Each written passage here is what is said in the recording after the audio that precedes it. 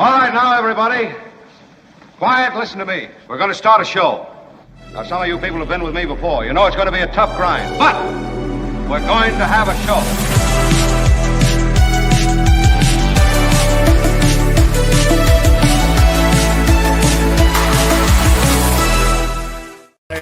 Welcome. Oh, thank you.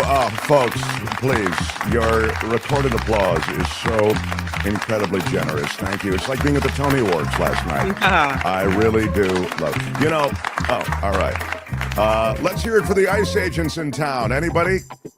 Oh, not so much? All right. Well, look, the point is we're all together, and that is a sweet thing. Yes. All right.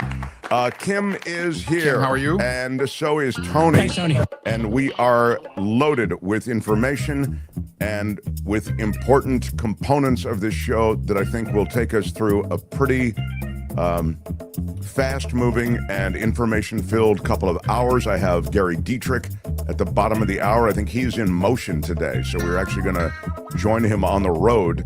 And I have been, as you know, reporting from Los Angeles, from a studio, let's be clear about it, on a lot of what's been going on with the unrest in LA. We are live in Los Angeles today, even as we bring in people from all around California, the San Francisco Bay Area, south to San Diego, east to Sacramento, into the mountains.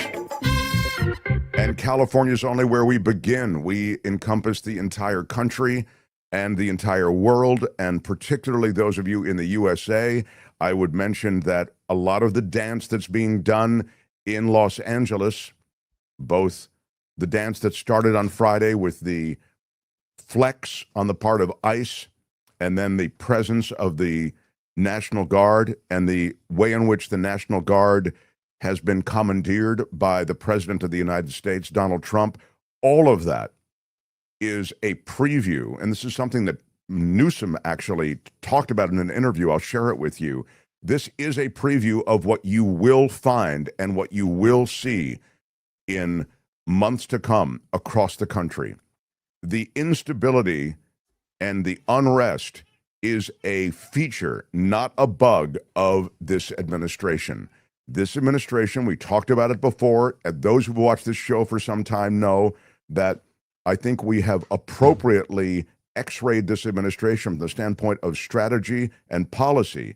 And both those things align perfectly with creating the sorts of disturbances that allow the federal government to overstep and move into the states. And that's exactly what's happened in California. The California governor has control of the National Guard, as you know. And the California governor and the mayor of LA in this instance, they have historically, I mean, very rarely, but it does happen, reach out. They've had to reach out to the National Guard to quell various situations that have teetered on and even have encompassed violence in Los Angeles. I've been in Los Angeles news for 35 years. I've seen this city teeter on the edge. I'll give you the classic example, the one that you probably think of, at least in the modern age over the last 30 or 40 years, would be the Rodney King verdicts. Mm-hmm. The Rodney King verdicts in Los Angeles produced such controversy that the city became unglued. I mean, almost immediately. And I don't want to get into all the particulars on the Rodney King, you know, the Rodney King beating and verdicts and acquittal, et cetera. But the reason I mention it is only in the context of the National Guard. There was a sense that the entire city was on the precipice of violence everywhere. There was a sense, a palpable sense of danger everywhere. They were stopping cars. They were pulling people out of their cars. They pulled that truck driver, Reginald Denny was his name, out of his car, and they beat him within an inch of his life. That was a situation that is a universe away from what we're experiencing in Los Angeles now. Do you know how many protesters there were initially during this whole thing? Not very many, but they were not cooperating with police. We should say. I mean, there were reports of them throwing things at police, right, and being violent. That's absolutely right. This Yeah. is Friday. So Friday, this whole thing started in the merchant district of Los Angeles, where they sell fabrics and this sort of thing. And ICE agents come in hot. It's sort of the brand of DHS. It's the brand of Kristi Noem. It's the brand of Trump. It's that toxic masculinity flex. They come in with military vehicles, and they come in with their night vision goggles, and they're all and I let me just say this: I have great respect for those who serve this country in the National Guard, even in ICE, but I have no respect and I have utter disdain for the manner in which they are being deployed. It's disgusting. It's grotesque. It is overrunning the situation. It's way more than you need. You don't need to bring this flank of military vehicles in to perform these ICE raids. And the lack of humanity and the lack of any decency, it's despicable, and it's not American. But Kim is right in that in the early moves, there were moments of pushback, and that led to, and what happens is ICE goes in, everybody's panicked, and they get on the phone, they start calling, and there's a network of people, of protesters, of immigrant organizers, that is to say, immigrant rights organizers, and they show up. And then you have a back and forth with the ICE, you have a back and forth with the cops, and you do have unrest in the streets. And you have, as you know, I have no patience for the throwing of objects at cops, for setting things ablaze. I mean, this is absolutely way out of bounds. Those should be people should be arrested and locked up for a while. But you see the way in which the presence of a lot of these entities, ICE, National Guard, these things can provoke a response. And that's, I think, what this administration is trying to do. But in the, and this is much later, this is from yesterday, I believe, what you're seeing, Waymo vehicles on fire, etc. But the point I'm making is that was the beginning. And at that time, as bad as that might have been, that was totally handleable by the cops. Totally. I mean, the LAPD, they can handle that. And the situation then moved to Saturday. And on Saturday, we saw the National Guard move in. Now, the National Guard moves into a situation where they're just a couple of hundred people protesting. It was the weirdest thing.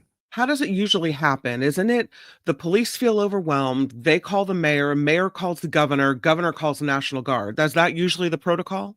Yeah, so, and it just reminds me as you were speaking, I didn't finish what happened in 1992. They called in the National Guard, and you felt as an Angelino, you needed to see the National Guard.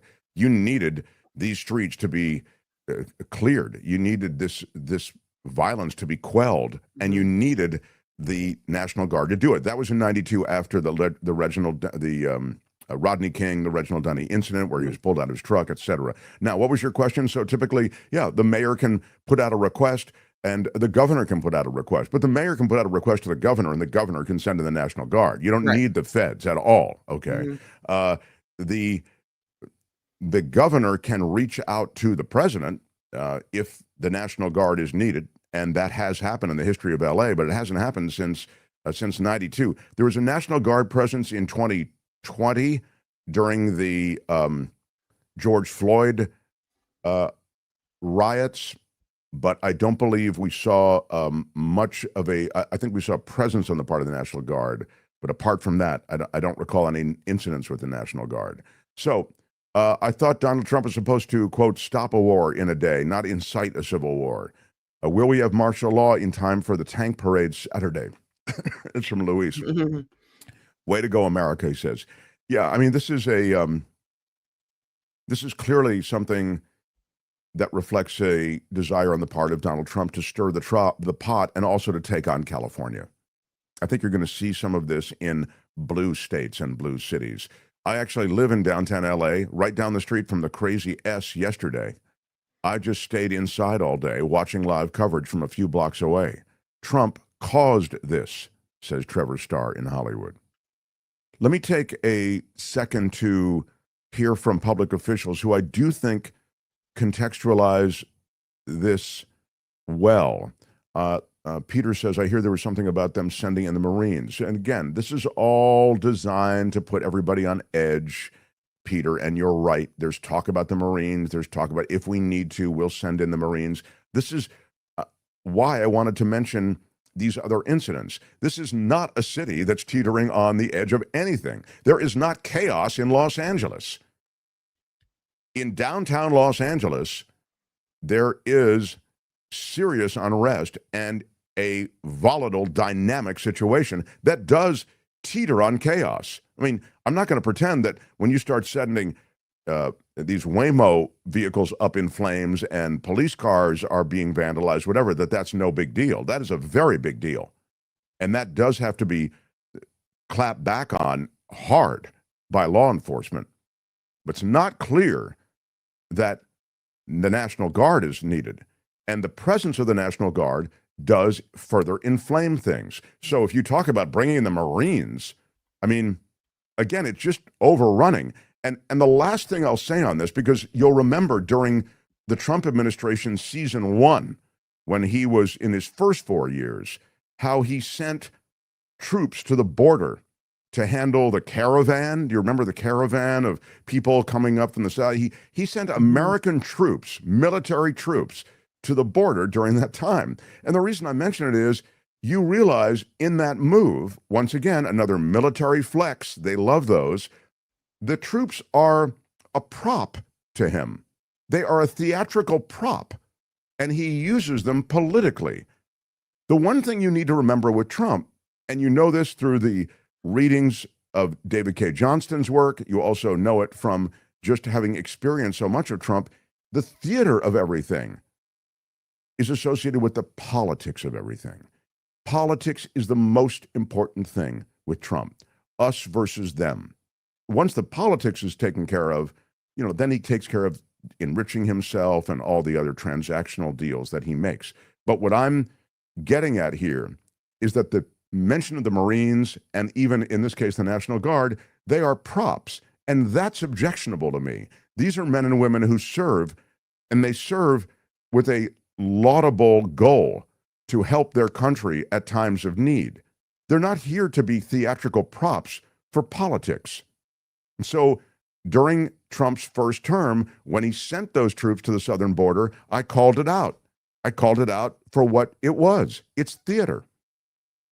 He wants to show you how he's doing something. And there's an element, a large element of theater here. These National Guard troops, not called in by the governor, not called in by the mayor, called in by Trump, they're being used as props. And I object to that. And that's just the first part. What their presence actually does is create a problem. And we should all object to that. Tony, run us a little bit of what you got up there on the gate is fine. Go ahead. This is Mayor Bass from Los Angeles. I know how busy you are preparing I'm not a for Mayor the Bass hours fan, ahead. by the way, but I think she's What right, are you 100% expecting on right that on front? Well, I just have to say that if you dial back time and go to Friday, if immigration raids had not happened here, we would not have the disorder that went on last night. I will tell you that it is peaceful now, but we do not know where and when the next raids will be. That is the concern, because people in the city have a rapid response network. If they see ICE, they go out and they protest. And so it's just a recipe for pandemonium that is completely unnecessary. Nothing was happening here. Los Angeles was peaceful before Friday. When we find out when and where the other raids are going to happen, that will determine how the police respond. Mayor Bassett's Wolf Blitzer here in the Situation Room as well. The state of California, as you well know, is expected to file a formal lawsuit over President Trump's deployment of the National Guard, perhaps as early as today. Your own police chief says the level of violence he's seeing in Los Angeles is, quote, disgusting. So why not welcome more boots on the ground? Yeah, we'll skip that ad, and you'll Yeah, yeah, we'll skip see that. Here's Why her not answer. welcome more boots on the ground? Yeah. No, I think the issue here is state power and state sovereignty. And so we do not believe, and what the governor is doing is separate from what's happening in the city. But what was the reason that the president had to take the power from the governor and federalize the National Guard? The night before this action was taken, there was a protest that got a little unruly. Late at night, it was 100 people. 27 people were arrested. There wasn't a reason for this. That is the concern. And if there was, the way it happens traditionally is that requests are made on the local level of the governor to send National Guard troops. No request came from the city of Los Angeles. What has happened now is an entirely different situation. All right, that is, again, that's someone who I'm not a huge fan of necessarily, Karen Bass. But I think she's 100% right. Everything she said is 100% right. Tony, can you grab for me, just because she mentioned the states, I sent you earlier, much earlier, a tweet from Gavin Newsom, and it was about the fact that, and there's video embedded in it. I'm sorry to make you do this treasure hunt on the air, but the reason I would love for you people to see it, and if we don't have it right this instant, I'll play it for you in a minute or two. The way in which the Fox News Channel pundits, Kristi Noem also in addition, and a series of right-wing talking heads talked about the Biden administration and the fact that they were getting involved in state issues and that the states have everything under control when it comes to fill in the blank. And the Biden administration is acting illegally as the Biden administration reaches in as the arm of the federal government messes with the states and the states' rights. And they were all so vociferous in their protesting, and how they just throw those political Molotov cocktails rhetorically at the situation. And yet, what do you see is happening now? The very thing that they protested again, and it's happening, on 10. Here it is. I think Tony found it, or at least something. But the idea somehow that that President Trump, wanting a conflict, could do this, as I think Bass accurately described, with just a couple of hundred people in the street. You're going to send in the National Guard? What's going on? So it might be that Alex tweet. Is it, Tony, or not? 1 second. Yeah. Anyway, all of this is happening, again, with a sense of political theater, but there are real people involved here. People are very capable of handling this in Los Angeles without the National Guard here, without the feds here. President Trump compliments the National Guard for a job well done in Los Angeles. LA Mayor Bass says the Guard has not even arrived in Los Angeles yet to be deployed. That was early in the whole thing. Mm-hmm. There was another thing I sent you where they're embedded, but maybe it's where the video's embedded. But you can find it. Don't worry about it for now.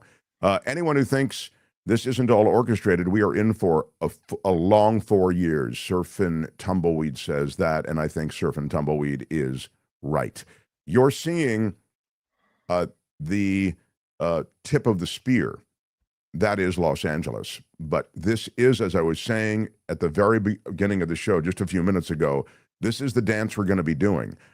D. Elliott said, Miller said you found it, Tony. Thank you. Miller said they would have military everywhere. They are gearing up for next weekend. I'm still going to the protest no matter what. Yeah, that's Stephen Miller, who is, Trump's henchman in all of this and wants to see 3,000 deportees every day in America, and he doesn't care where they come from.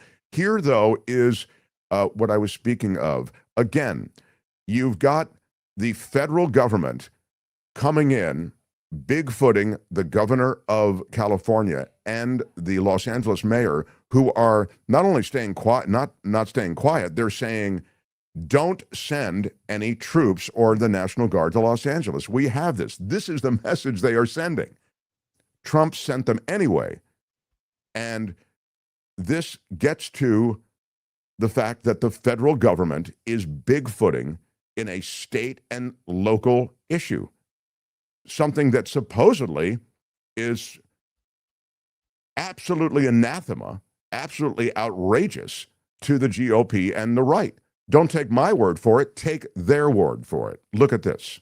The Republican governors, they all deserve credit, that stood by Governor Abbott's side. If you didn't stand with him in solidarity, I'm not sure Biden wouldn't have precipitated a real crisis this is down under there. Biden, of course. Yeah, Sean, I went the actual day that showdown was supposed to happen. People asked me why, when I heard the news, I immediately the next day was at the border. And it was because of what I heard Democrats encouraging the president to do. They were encouraging President Biden to activate our National Guard soldiers so that they would stand down. He actually was going to take control of our South Dakota National Guard and actually activate them so that they would not protect America. So recognizing the real threat that was to states' rights and how that would be the first time in history a president would pay a soldier to not fight, to not protect our country, made me show up in Texas the next day to let Governor Abbott know I'm here. South Dakota is with you. We will defend our Constitution. We will defend our rights, because the last several years we've seen the Democrats take away our freedom of religion, our freedom of assembly, our freedom of speech. We can't let them take away our states' rights too, especially our right to protect ourselves. Yeah, so the states' rights thing, I guess that left the building when Trump came in. Is that what happened? And did she hear herself? I mean, it's insanity. It's insanity. These people only cite the Constitution. They only cite states' rights when it serves them. Wasn't she the one who didn't even know what due process was? Right, in the congressional hearing, exactly. Kristi Noem is vacuous. Now she's a Constitution lover, huh? Okay. And she runs the biggest agency of government, which is the Department of Homeland Security, which is way bigger than it should be. But it is what it is. So you see the utter hypocrisy, but beyond the hypocrisy and beyond the politics, this lunacy, using these National Guard troops and even hinting at bringing the Marines into a situation that just doesn't need any of these things, these only inflame the situation, and there's a real city at stake here. This isn't a prop. This isn't a movie. This isn't The Apprentice. This is a real city with real people and livelihoods. And there are real people on both sides of it. The National Guard, the cops, they're all real people too. You shouldn't put their lives in danger. When you inflame the situation, let's be clear, I'm not just talking about protesters and people out on the street. I'm concerned about everybody. It's really outrageous. So Donald Trump sat down with Brian Tyler Cohen, and by the way, yeah, thank you, Adam Cohen. Meanwhile, all the January 6th terrorists were pardoned. Thank you for that comment. I'll even go a step further than Adam Cohen did in that comment, and I'll say, dude, you're so horny to bring in the National Guard, but you didn't bring them in as the nation's capital was descended upon by thousands of rioters. You didn't bring in the National Guard. You, President Trump, you were president then. January 6th, Donald Trump is still president. Remember, not until the 20th did the actual transfer of power take place. Donald Trump did not call in the National Guard. But here, with 200 people in the street, you call in the National Guard? It's lunacy. And that's how you know it's political theater. But as I say, political theater with incredibly important ramifications as a result of this decision. None of the hypocrisy on the right matters because the Dems are so powerless to do anything about it, says Randy. Yeah, well, of course, all you've got is, right now, is Dems in some way able to make speeches. I will talk a little bit about what the Dems actually can do, but you're right, they can't do anything on this. I'll let you hear a little bit of Newsom in a second. In fact, I'll watch it with our next guest. I don't want to delay because he's so great joining us on Mondays, and so we'll get to Gary right now. The Mark Thompson Show. This guy reports politics. He is so knowledgeable, been doing it for decades. right here in California, across the iHeart media and iHeart radio stations, also across the CBS television stations, our former colleague from KGO, Gary Dietrich, everybody. Hi, Gary. Thank you for... I'm not trying to traverse the streets of LA. I want you to know that. I would... So, as far as I can tell, unless we have a riot breakout here in the state capital, Sacramento, I think I'm okay for now. I would say it's a hair trigger that the president has on sending in the National Guard, so you never know what the threshold is. It really, I was saying, was astounding that with just a couple of hundred people involved in protests, even with the rock throwing and all the rest. So I don't mean to play it down too much. But in the first day and a half or so, it really was that, Gary. It was, I think, by any yardstick, excessive to have Donald Trump Bigfoot the locals and move in the National Guard. I wonder if you can speak to that. Yeah, I think this is where things get a little bit dicey, Mark, because at one juncture, you had a law enforcement leader in Los Angeles say, quote unquote, "We are overwhelmed." All right. So there's that. At other junctures, you've had local law enforcement say, no, we had enough resources. We didn't need to even call in what's called mutual aid, which is other local agencies, let alone the National Guard. So the story is still not totally clear. But what is clear is there's widely differing perspectives on it. One is, as you said, and as, by the way, California's Attorney General Rob Bonta has just concluded a presser here in Sacramento, virtual one, saying they are filing, of course, the expected lawsuit against Trump today. You don't have the authority to do this without the governor's approval. But I think the bottom line, Mark, is this. This is another one of those perception and reality things, right? I mean, some people say, okay, some pieces of concrete were thrown at people, say, yeah, they kicked the tear canisters back. Doesn't warrant this. Others, and they cite the videos of Waymos being torched, all the rest of that as, hey, listen, this was clearly getting out of control. And Mark, you will remember, I'll simply reference this. You'll remember back, for example, in the riots that affected places like Huntington Beach down there, right? When stores were looted, when not very many law enforcement people were visible. It's those visuals, Mark, that I think create problems for the Newsom administration and Los Angeles Mayor Karen Bass. Yeah, I just as long as we're going into the Wayback Machine, though, I would say I remember in 1992 when the Rodney King verdict came in, and I was here in Los Angeles then. You really had a sense of a city that was teetering on the edge of a total anarchical, violent craziness. They were pulling people out of the car. Reginald Denny was pulled out of that truck and he was beaten within an inch of his life. There was a real sense, I mean, as I say, I was here, of fear in this city, and there were fires in many places. There is none of that here. This is a universe away, is what I was saying earlier, from what we saw then in 92. Now, I'm not saying that has to be the threshold, but that is a guidepost for when it would be appropriate to bring in the kind of national troop, a show of National Guard troops that we've seen in downtown Los Angeles. Yeah, and I think there is one more element to this that undoubtedly is going to be a major crux in terms of the legal battle that's going to ensue between California and probably other attorneys general are going to sign on to that lawsuit as well, and the Trump administration, the federal government. And that is the federal government's contention that these protesters were interfering with federal law enforcement obligations, i.e. ICE officers.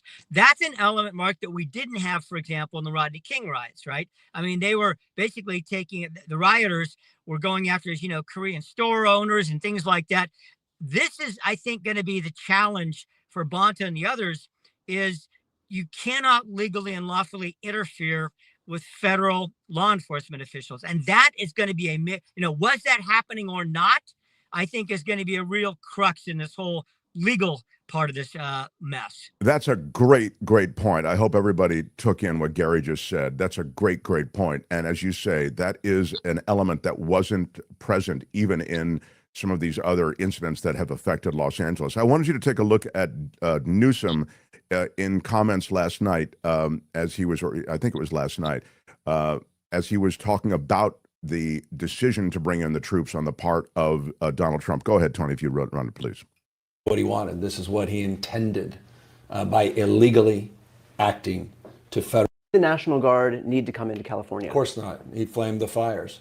This is exactly what he wanted. This is what he intended by illegally acting to federalize the National Guard. We're going to be initiating a lawsuit first thing tomorrow morning, and it did exactly what we told his team it would do. It would inflame the anxiety, it would inflame the conditions, and the most important thing he can do if he wants this thing behind us is to rescind his order and to get back into some semblance of orderly life here that he created. Well, you had mentioned if he wants to reduce tensions that he will rescind this order, but isn't that the issue at hand here, that he doesn't want? No, he wants, I mean, he's literally created these conditions. He wants to exacerbate the problems. He completely colored them in. He overstated everything.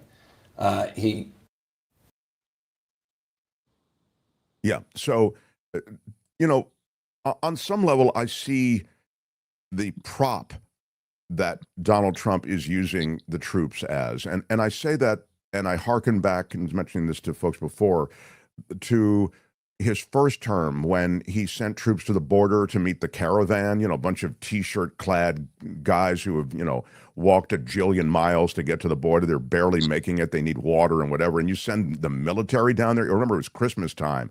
I just thought to myself, God, this guy has no regard for the military. This is, again, my feeling at the time. These guys are real people, and they, you know, they want to go home and celebrate the holidays too, or at least have some sort of.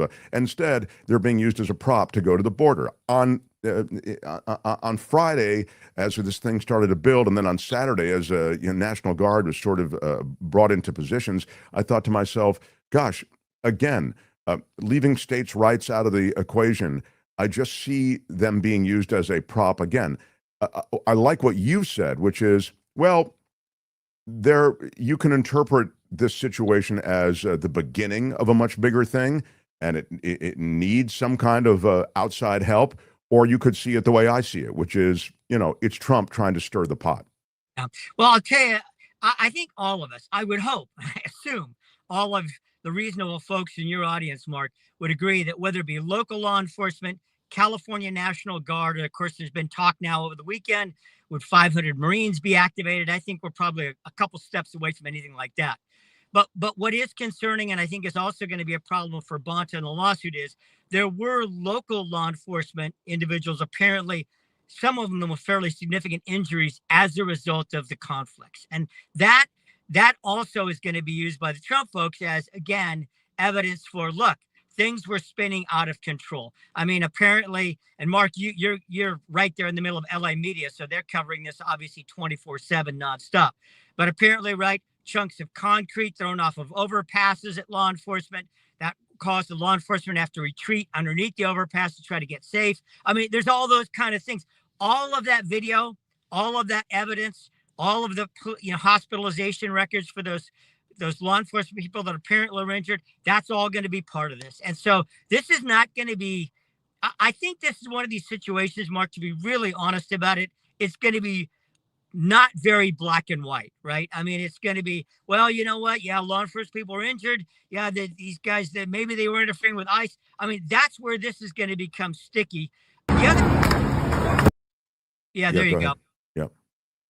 Yeah, Tony's got for those watching, Tony's got the video up now. There are huge, blocks of bricks being thrown down on highway patrol cruisers and highway patrol trucks and law enforcement vehicles. And just to be clear, because we've got the video going, these are agitators who show up to a lot of this stuff. I mean, these aren't necessarily even reflective of, I don't know who they are. So they could be, they could be legit immigration pushback protesters, but most of them are not doing this kind of damage. There's a lot of, as you know, these agitators who show up to all this stuff. It's like a party to them, taking on the cops. And listen, it's very serious. Again, this is real damage being done, not only to the vehicles, but as you say, to people who are involved in the law enforcement community. So, one way or the other, wherever they come from, they have to be dealt with harshly. Yeah, and you make an important point, Mark, and this is where it gets really difficult to sort out motivations, right? I mean, some of the folks, as you rightly point out, there are people who just are self-proclaimed anarchists. That's not a pejorative term. That's a descriptive term, right? They truly believe that there's government overreach across the board, doesn't matter Republican, Democrat, or otherwise, and they are literally, in their views, fighting against that. Some of those folks do appear around the country at various of these situations, and that makes it difficult for local political leaders and local law enforcement to say, look, our community isn't doing this, right? It's others that we haven't even invited in who are taking over this role. There's one other, I think, important point out of the governor's video that you showed, Mark, it is inescapable, and that's the politics of this, right? And sadly, rather than just focusing on, the law enforcement people who were in, obviously, we can see from that video, significant potential harm, and some of them apparently were harmed, and the folks that may have legitimate concerns from a policy perspective and a civil rights perspective and a First Amendment perspective, that can get lost in the, rhetorical brick throwing between the president and California's governor. And we saw it in the LA fires. We're seeing it again here. I mean, this is where you just wish the politics could take a back seat to trying to get something like this settled down and keep it out of just call it like it is, a potential 2028 showdown or even 2026 midterm showdown. I mean, your beat is politics, and of course you are sensitive to that. And I think you're right about that. I mean, two things can be true, right? That it's both political, but also it may be real federal overreach and Trump fanning the flames. I mean, Newsom could be right about the fact that, Trump is fanning the flames. He wants this. He can exploit this politically. Then we get back into the politics of it. And he is sending a message. And so it's a fascinating complex, nuanced situation that's going down, even as it becomes very dangerous in LA. And, now the ICE raids, these ICE raids are going to continue. And there's really a military flex to them. Gary, we're seeing them, and California is particularly vulnerable. We have many of these communities involved in healthcare, in janitorial services, in the agricultural communities, in restaurants and food service world. So you see, there's almost an endless supply. If Trump just wants to make California an example, he can stay here with his troops for a long time. Yeah, and you make an important point, Mark, because simply numerically, it doesn't matter what side of this issue you're on. And part of it's just the fact that 10% of the U.S. population lives in California, right? But the vast majority of undocumented folks on a state basis live in California, but I mean, California has more of those folks than any place in the country, and everybody knows that. So you're right. I mean, it's no surprise that this would be happening here. And it's no surprise because, California, like it or not, has got the big blue, target on its back. And I say blue politically speaking, right? That is not going to go away. It's clear that Trump has made this something of a foil for a long time, as have other red state governors. And, to be honest about it, Gavin's stoked a lot of those fires himself, as you know. I mean, he's taken on the role as the antagonist in chief when it comes to other red state governors in Texas, Florida, as well as in Washington. In my last couple of minutes with you, it would be malpractice not to ask you about the breakdown in the Musk-Trump relationship, which seems to have gone to a pretty scary, I think, if you're watching this at DEFCON level. They are both really, it would seem, dug in. I'd thought, I'll just tell you this in full disclosure, I like to make my crappy prediction as public as I can. I thought that they would get back together. I don't know what the timetable is. I'm not saying right away, but I just felt they both had so many mutual interests that they would likely find some rapprochement on down the way. I'm not so sure about that now, but I wonder if I could get your thoughts on that entire thing and how it just disintegrated in a week. By the way, Mark, you neglected to note the fact that rapprochement must be a ding word. It is a ding word. For a long time, Mark Thompson devotees, you knew right away people were dinging at home, Mark. Yes, you're right. And you're right to call it out. Thank you. Yeah. Dorsey used to that term. Let me say one last thing, if I might, really quickly about our prior conversation, because I have no I have no doubt that the California and other states v. Trump administration use of the National Guard, this is going to the Supreme Court, and it needs to, because in the end, the big legal argument is going to be over that, right? I mean, this is an important question. It really is. When does the federal government get to take over a National Guard unit in a state and bypass the governor? This is a question that really has to be definitively and can only be ultimately answered by the U.S. Supreme Court. And I believe it's going to be. It's going to have to be. That's the last thing I have to say about that. No, Now, by the way, just let me say this last thing about your last thing. It seems as though that could set the stage, a Supreme Court ruling or weighing in on this for the next 3.5 years. I mean, because there could be a lot of this, as you said. I mean, this may be the template for the way this administration proceeds. Template is also a ding word. And I think it very much and very relevant to things going forward over the rest of this administration's lifespan, how the Supreme Court weighs in on this. Yeah, So, absolutely. And by the way, if we want to go in the way back machine, remember the National Guard was used by the other side, right? By the Johnson administration and and the Kennedy administration, right? And the civil rights era down in the South, right? So this is something that needs to kind of be settled in the public's mind and in the mind certainly of the courts and administrations going forward. Now, Trump v. Musk, real quick. You know, it's hard. It was hard not to laugh in some ways on Friday and Thursday as this thing escalated. You're just like, okay, this can't be serious. And that's why some people even said, well, this was staged. I don't think it was staged. You know, come on. As they've said, it was the richest person in the world and the most powerful guy in the world going at it. Do I think some of the air's gone out of the balloon? Absolutely. Do I think it's gone out of Musk's balloon quicker than Trump's? Absolutely. Why? Because he is not the, he's not POTUS. He is not the leader of the free world with the guy of unlimited resources and power when it comes to things like the courts. So I think Musk has already shown that his appetite for this is dwindled to some degree. And he's got to be careful, of course, because with the Trump administration's fixation on tariffs and so forth, a lot of this could have a lot of negative blowback on Musk going forward.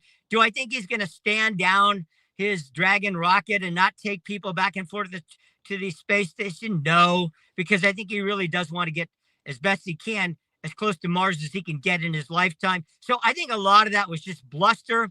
There's been a lot of back channel negotiations, as you probably know already, Mark, or at least conversations between Musk and a lot of Trump people. I don't think you're going to see any rapprochement, to ding again, in the Oval Office anytime soon. I don't think you're going to see Trump inviting him to state dinners and shaking hands. But I do think a lot of the practical implications of this in the next 30 days are going to die down. And I think Trump's going to go back, start talking about rockets and Tesla. And you're not going to see a lot of conversation between these two in the next few weeks. That's my sense. as long as you're talking about what you think is going to happen, tell me what will happen in terms of contracts being pulled. Do you think Trump would pull any of his contracts, or is that threat strong enough that it sort of checks Musk's aggressiveness in Trump's view? I think most of it's going to come down to the threat, just like it has with the tariffs, right? I mean, Sure. the tariffs haven't gone into effect. It's been the threat of them going to effect, right? But I wouldn't put it past Trump if he really feels like Musk is dug in his heels. Look what's happened at my esteemed graduate school of Harvard, right? I mean, some of those contracts apparently are being pulled, right? Some of the money from Columbia was being potentially and may even be withheld. So at least a couple of shots across Musk's bow, not all of the contracts, but maybe a couple of them. I wouldn't put that past Trump. Just to return to the immigration issue that's being played out in sort of a crude way in Los Angeles and in these ICE raids, and in a cruel way, as families are separated and you have this theater of it all, which is just really nauseating. I mean, it's very hard and heartbreaking to watch so many of these scenes proceed.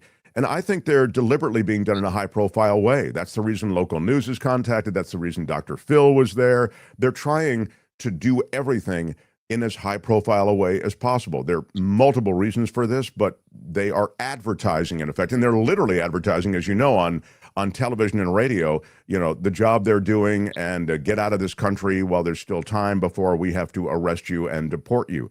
So there's that going on. But then you make me think of these universities, and when you reference the war against Harvard and other Ivy League institutions and other university institutions, you make me think about all the researchers who have come here. I mean, these are foreign researchers, foreign students who are doing research on everything from cancer to Alzheimer's, and they are being deported or threatened with deportation, and now they're self-deporting, a lot of them. Chinese students, it would seem to be the latest kind of a locus of it all. They seem to be really a big part of the conversation. There is a potential brain drain here, Gary. People used to come to America because it was a place where you could study freely. You know, post-World War II, that's how we ended up with all these Jewish scientists, because they were being persecuted in many of those countries, from Germany to Austria to Poland, et cetera. I wonder if you could speak to that. It's kind of a big issue, but I'd love for you to weigh in on that trend, given this country's disposition to immigrants right now. Well, let me personalize this a little bit, because about 11 months or so from now, I'm scheduled to go back to my reunion at the Kennedy School of Government, where I got my grad degree. And Harvard's student body, the numbers now coming out, about a third are internationals. And at my esteemed institution, the Harvard Kennedy School of Government, now just known as the Harvard Kennedy School, apparently half now of the entering classes are internationals. And I want to tell you, look, I mean, it goes without saying, but I'm going to say it. Wonderful people, right, that came and studied at the Kennedy School. I have friends from all over the world now, that have various disciplines of all different kinds and stripes. And by the way, varying political perspectives. We had everybody from U.S. naval captains to people from the Miami Herald editors in the class. I mean, we had people all over the political and vocational spectrums. And Mark, I'm going to be very interested 11 months from now to see who's there, right? Right. Who actually is going to survive all this, continue on in graduate school and in the undergraduate college. And it could be a very different makeup. I don't know. I really don't. And of course, the professorial ranks as well. So to your point, there are some that are concerned that particularly in certain disciplines, right? And people oftentimes cite STEM, right? Science, technology, math, etc., as being one of the most critical of these, could be significantly affected. There's an awful lot of people that come and study in the United States. And by the way, many of them, as you know, stay here, get jobs with major U.S. corporations or research institutions or universities. That's a big deal. Now, let me say one caveat that I think is going to be under intense scrutiny, and that is Chinese nationals, okay? There's an awful lot of reporting being done right now and a lot of digging going on about Chinese nationals. And that, I think, could be the tip of the spear of this thing, right? Particularly because of the strategic implications of it all, some of the actual documented folks, and I won't go into specific universities, but universities themselves that have cited protocol breaches, by some of these folks that have been enrolled. And so I think that probably, like a lot of these things, is going to become the nexus of actual actions. Does that make sense? I think I personally, if you were to sort of ask me to look into a crystal ball, which is, sometimes I hate to do, but in this case, I'm going to say, I would bet that not every international is going to be excommunicated from their college and university in the U.S. However, I do think there's going to be some targeting of those that they believe have nefarious purposes, and they'll have to be significantly documented by the universities and particularly the administration, because undoubtedly there'll be court challenges as a result of that. It's funny, just the money part of it. A lot of kids who attend these institutions, they do so with all kinds of tuition breaks here and there. It's sort of like, the MSRP on a car. Then they give you the credit for this, the credit for that. It's not quite as bad. But foreign students don't get any break on the MSRP. They pay full scale tuition. And as a result, they are valuable just from the standpoint of financial support to the academic institutions, as you're aware. So, I mean, there'll be an economic ding as well, don't you think? Yeah. And, what we haven't seen yet that apparently we're right on the cusp of, and this is what I'm going to be particularly interested in. It's one thing with Harvard, over $50 billion endowment. Now, people don't understand that's not just all sitting in a drawer somewhere. 80% of that is earmarked by the donors, could not be used for anything but the specific purpose it was donated for. So it can't just be pulled out and stuck in another pot.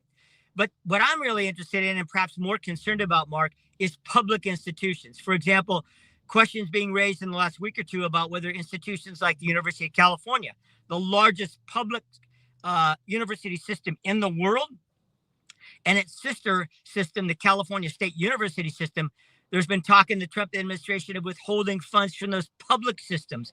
That would have a lot more immediately damaging effects, because the only way in the short term to deal with that, these are institutions, some of them have endowments, yes, but nothing like Ivy League schools, for example, or a Stanford. So they could be impacted very quickly.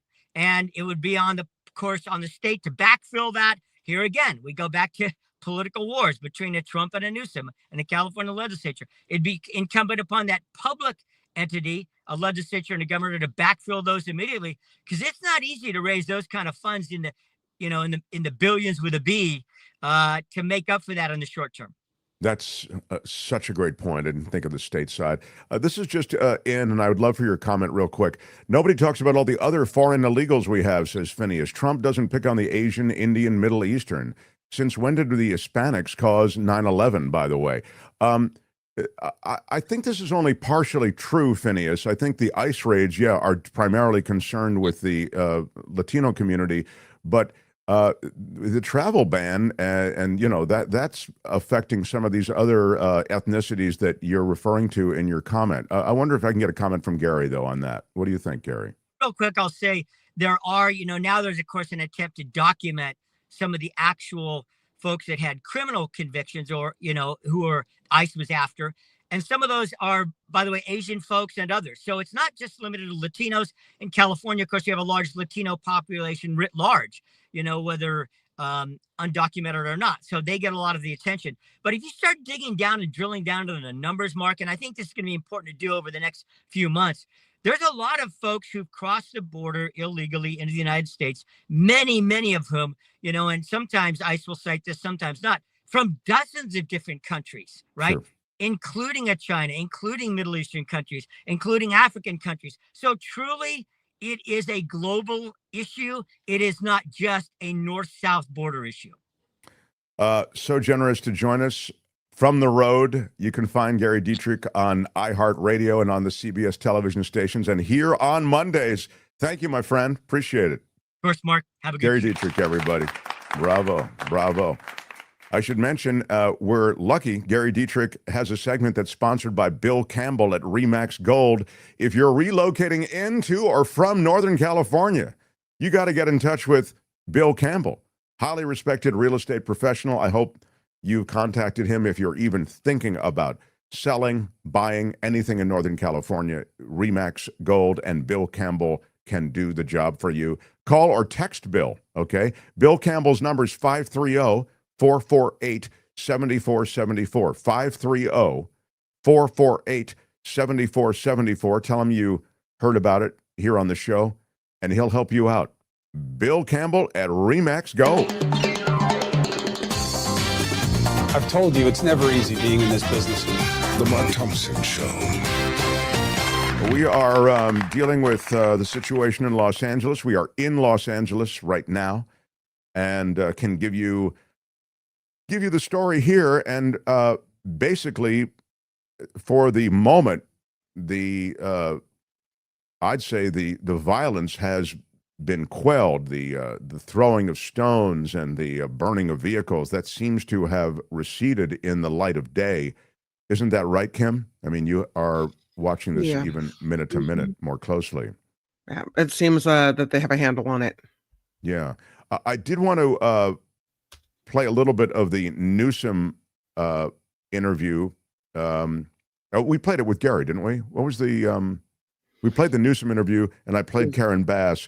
Right. What do I still have outstanding? There's part of this. We were feverishly pulling video for people. Yeah, go ahead. There's part of this Newsom interview with Brian Tyler Cohen that is pretty good, where he's asked Governor Newsom whether he requested the National Guard, and he has this response. Thank you. That's right. Yeah. Remember, the claim is that Newsom asked Donald Trump for the National Guard. Go ahead, Tony, please.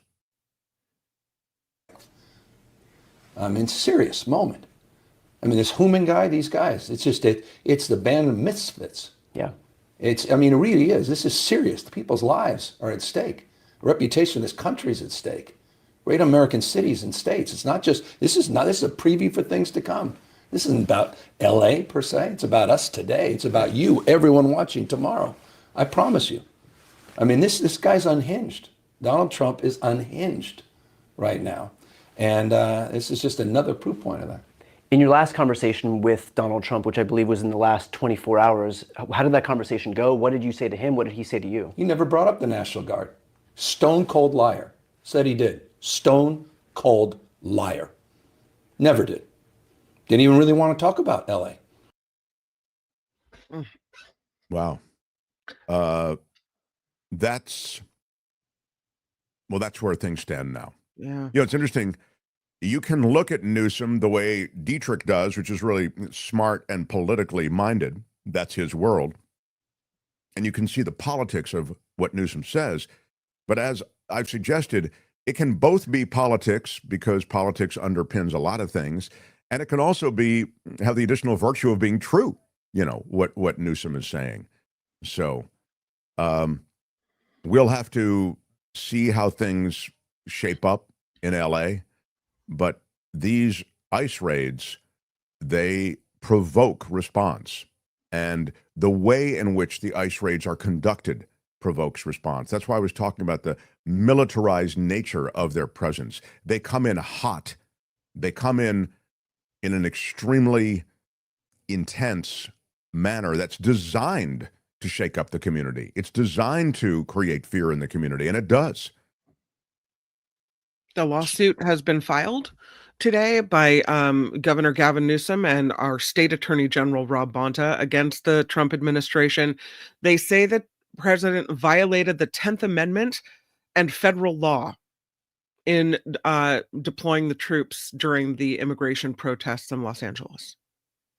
One of the things that's being talked about now is that California won't get federal money if they take on the federal government. If they push back on the feds say, forget about money.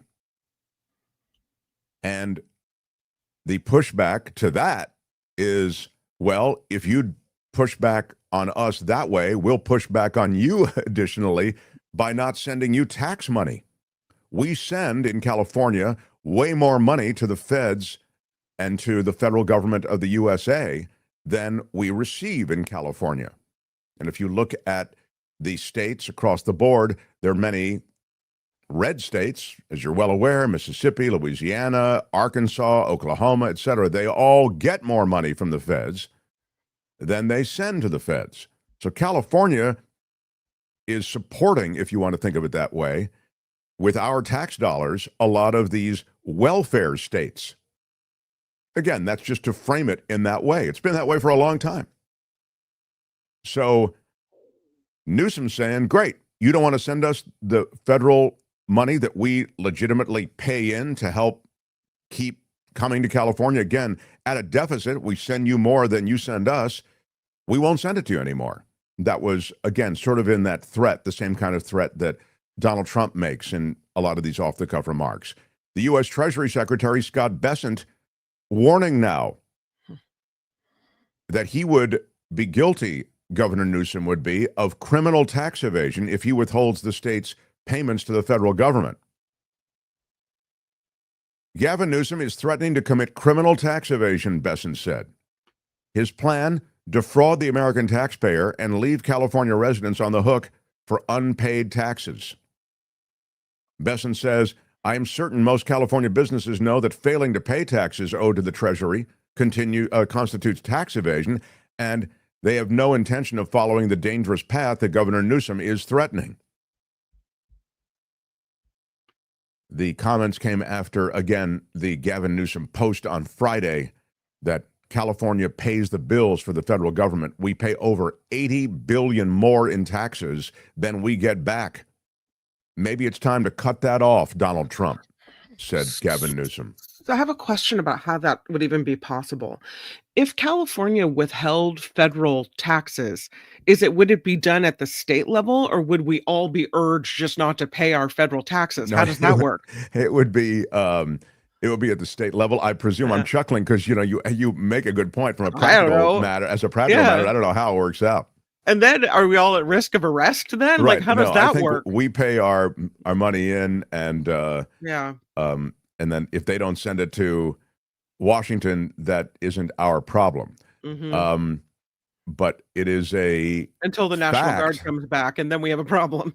Well, exactly. I Yeah. mean, and there is a school of thought that is associated with Trump is looking for any excuse to occupy the streets with federal troops. He wants that population cowed. He wants all of us scared.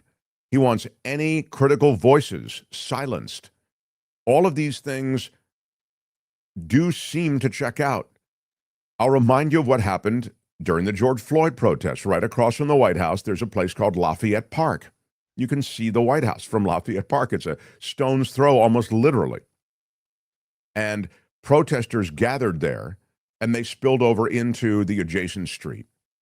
And Trump had a conversation about breaking that up. And he said, why can't we just fire into the crowd? I'm not asking you to kill anybody.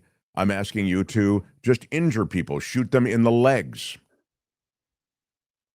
And Mark Esper was the DOD secretary. It's the job that Pete Hegseth has now. He ran all the military. Mark Milley was also involved in this conversation. And they had to say, sir, you can't, you can't use the American military on civilians like this. You just can't do it. There's a world of trouble with that suggestion. So I believe they fired tear gas. I know they did that. And they dispersed the crowd. And I believe they brought in helicopters, some of those big helicopters, and they fly low. It's incredibly disruptive to a gathering. I mean, when these choppers fly in, I think that was part of it as well, although it might have only been talked about. But my point in mentioning all of that is Trump's plan is all-inclusive. In his mind, he's even launched the notion of bringing the military down on American citizens who are, or Americans who are protesting, citizens or not. So, and that was a peaceful protest in Lafayette Park. You'll remember it was followed then by that photo op. Trump walks across to the church, holds up the Bible. It was a weird situation. But all I'm trying to say is, back to the taxes and back to everything else, that to whatever extent there is a disruption that Trump can bring down a military flex upon, many would tell you that's the idea. The idea is to get the population scared, quiet, critical minds, and critical pushback on any of his policies silenced. That is the plan. So, Mark, you didn't report that Black Hawk helicopters came in Friday with ammo. I didn't know that. They brought in Black Hawk. I mean, it doesn't surprise me, but it's a weird relationship that Trump has with the military generally. Since, as is pointed out by Phineas, I mean, again, the bone spurs to get out of Vietnam. I mean, everybody was trying to get out of Vietnam service, but his subsequent treatment of veterans, his subsequent treatment of those who've been injured in battle, he doesn't want them at the front of any kind of situation where they could be seen in photos or television. I mean, it really is a kind of a loathsome and embarrassing way in which he views the military, even as he employs them in so many different ways. He just likes the masculine flex associated with the military. But apart from that, he's undercutting VA benefits. His administration is looking for all of these different ways to undercut benefits of all kinds, and veteran benefits are associated with that cutback. Nullifidian says, are members of the U.S. military obligated by the UCMJ to disobey unlawful orders? I mean, this is really interesting. I think they are ordered to defend the Constitution. This is a question above my pay grade. I think it's very hard to push back on orders from a superior officer. I think that is the nature of the military. That's the way the military is set up. I will tell you something, though. There is and I know this from a couple of West Point graduates who I spoke with, there is a feeling on the part of many who are in that West Point crowd. I'm not talking about the officers. I'm talking about those who are in the crowd sitting there listening to Trump. Remember, he gave that speech at West Point, that they didn't want to shake the hand of this president. This I heard from a couple of different West Point graduates. And you'll remember that Trump left that West Point service right away. He didn't shake hands with anybody.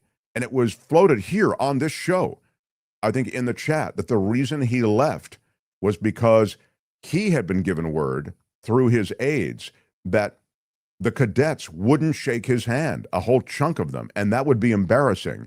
Better to leave. And that's why he left. Again, this is all stuff I'm hearing. We'd heard it at the time. I'd heard that rumor. And then subsequently, I talked to a couple of West Point grads who sort of fleshed it out for me. So as to how much pushback there would actually be if you were to bring the Marines in and they were asked to do something that is, clearly against code, I just don't know. Joan Hollywood Alton with a $10 super chat says, yes, and silencing citizens through intimidation is a first step in creating a police state. Read Robert Reich and Heather Cox Richardson today. Maybe we'll read a little bit of that to the crowd, to those assembled. But we know, because we've had Timothy Snyder on, we talk about that. David K. Johnston talks about it here as well. And these are people who've written extensively about an authoritarian state and some of the levers of authoritarianism that are put in place. And, you may say, what are you talking about? It's America. That could never happen. A lot of stuff's happening in America very quickly that you would think might not happen. So,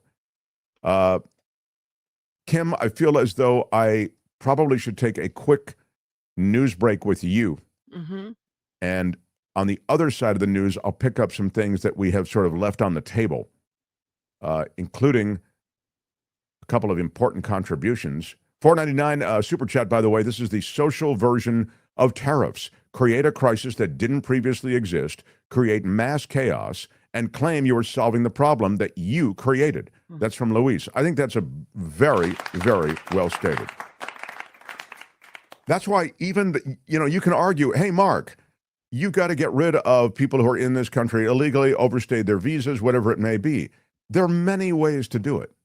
You don't have to come in with the effing army of ICE agents wearing their night vision goggles, storm onto a plane or whatever. They're doing everything that's so crazily over the top. I mean, if you put it in a movie, the technical consultant on the movie would say, no. We don't go in with all of that stuff to just, bust out a couple of, factory workers who are in this country illegally. That's just not what we do. We don't go in with 9 people, dressed as, in the heavy ice garb to a restaurant before it's open so that we can bust a cook and 3 of the dishwashers. We just don't do that. Mm-hmm. This just in, we do now. In the new America, we do. That's how we do it. No. Vanessa says, if Trump really wants to stop illegal immigration, why aren't employers being arrested? This is a great point, and I'll just speak to it quickly. Vanessa Pacheco, thank you for that super chat. And thank you for the question.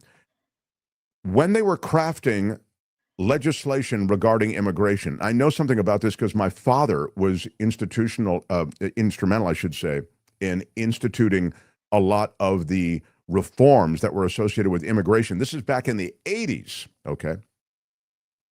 And the problem with immigration and questions about immigration have always been around. And back then, they were looking at different ways to curb illegal immigration and the flow of illegal immigrants. Undocumented workers, however you want to frame it. And the only way to really do it, at that time, it was all economic incentive. There are many different facets to illegal immigration and immigration flow, right? There, those seeking asylum, that's a big part now of the American history of immigrants coming to this country. But there's also a huge flow, and particularly this is back in the 80s, which this pertains to her question about economics.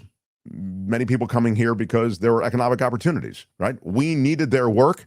We needed them in everything from slaughterhouses to agricultural fields in California and beyond to kitchens. And those economic opportunities existed in such a big way that it brought a whole flow of people who ended up in this country and they're undocumented. So how to craft legislation that would cut down on that crew? Right now, we bust the people who come over the border. But what if you penalized the employers? Those are that legislation and those legal precepts that were put in place are called employer sanctions. If you sanction an employer for hiring someone who's in the country undocumented, you begin to cut down on the number of undocumented workers who are hired. And so, as I mentioned, they were crafting a constitutional provision, an amendment that would actually provide for legislation that would provide for employer sanctions to get rid of the incentive that employers had to hire all of these people who are in the country illegally. Now, as you might imagine, being and this is the quiet part that we can say out loud, being a big part of the economy in all of those places that I mentioned, actually employers don't want you to help get rid of those people. They want those people. It's a completely one-sided relationship. Employers have all the leverage over these people who are in the country illegally because if they give them any static at all, they can threaten to fire them at minimum and call the cops on them, would be, dropping the hammer on them. So the employers, they don't want to be sanctioned, and the employer pushback was huge. And so that employer sanction part that you were talking about in your question, we say, why don't they just arrest or penalize in some way the employers of all these people? It's because the setup, it was suggested, would disfavor so many employers who need this workforce that it's not politically viable to do it. And as a result, that was dropped from the legislation.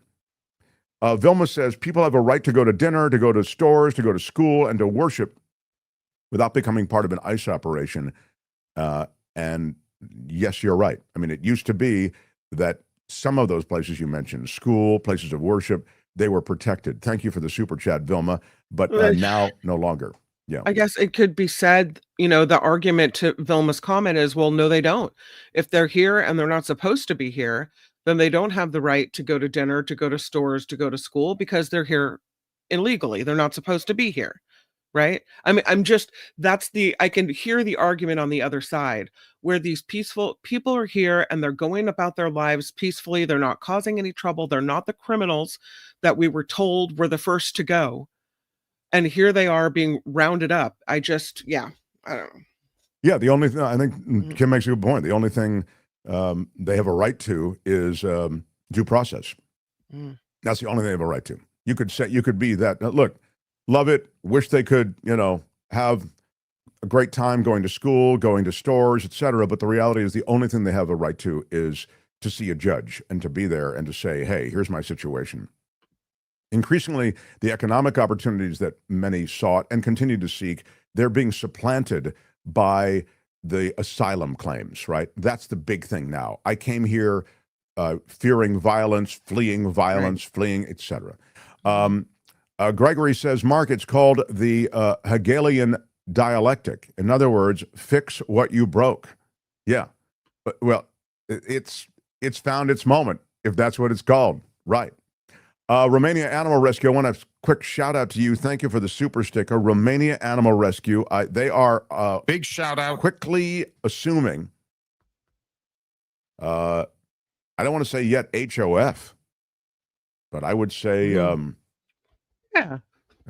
approaching HOF status. Approaching HOF status. Yeah. Romania Animal Rescue, real big supporters of the show. Really do appreciate it. And we need your support more than ever. We need your support. And by the way, independent media is on the griddle. So if you care about independent media like this, you need to support it. I support a ton of it, and I encourage you to do similarly. You can go to the markthompsonshow.com. Of course, subscribe to the show. That costs you nothing. And by going to the website, you can click through to Patreon and PayPal. And there are links also to Patreon and PayPal. Become a monthly contributor. You know, there are links under all of our videos. So right under what you're watching, there will be a click through to Patreon and PayPal. You can easily join our crew. We'd love to have you. And if sending a check is more your jam, you don't want to get into the internet thing, send me an email, themarkthompsonshow@gmail.com, and I will give you an address where you can send a check.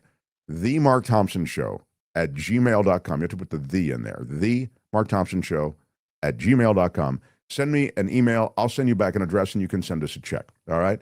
Love that you're all here. Smash that like button like a ball. With your iron rod. Damn it. Kim's News, and we continue. Mark Thompson Show. The Mark Thompson Show.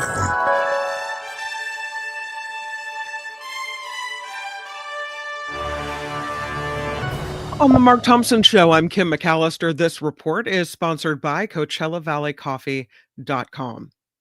Los Angeles police say nearly 60 people have been arrested during anti-immigration enforcement protests in downtown Los Angeles, and more anti-ICE rallies and protests are expected in Los Angeles today.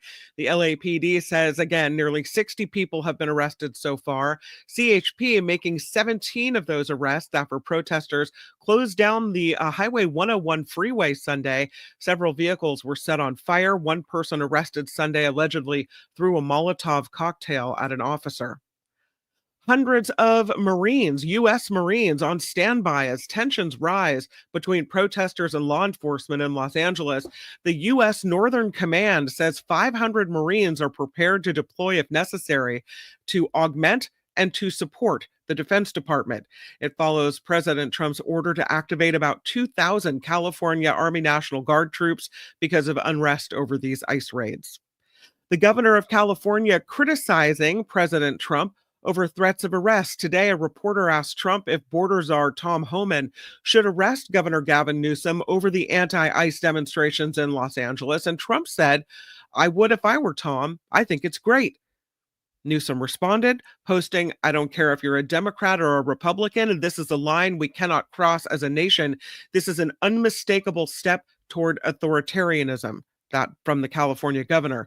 It started when Governor Newsom dared Homan to arrest him after Homan told NBC News Newsom could face federal charges for trying to impede ICE operations. Homan said his words were taken out of context by the reporter, and he merely was saying no one is above the law. I actually saw all of that and saw the back and forth. The words were not taken out of context. Mm-hmm. He said, "I'll arrest anyone," is what he said. "I'll arrest anyone. If they get in the way, I'll arrest it. If they get in the way of our business, I'll arrest anyone." It was very clear. I mean, you know, there's a lot of smack talking this administration likes to do. And sadly, they do back it up with these ridiculous flexes that are then ruled unconstitutional. Mm-hmm. California's Attorney General says he is suing the Trump administration over the deployment of the National Guard to Los Angeles. Rob Bonta calling President Trump's order unlawful, saying the president is trying to manufacture chaos and crisis on the ground for his own political ends. He says the state is asking for a court to put a stop to this unprecedented order. The suspect in last night's live-streamed shooting on the Las Vegas Strip that left 2 people dead is now in custody. Las Vegas police say a 41-year-old man turned himself in today. The shooting happened near the Bellagio fountains, with a video showing a gunman firing shots during what seems to be a confrontation there.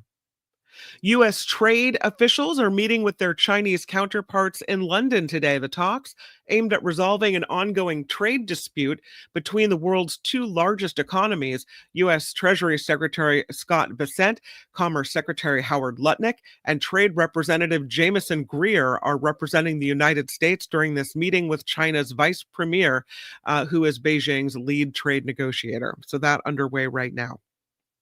ABC News is suspending their senior national correspondent Terry Moran following a social media post criticizing President Trump and his top aide, Stephen Miller.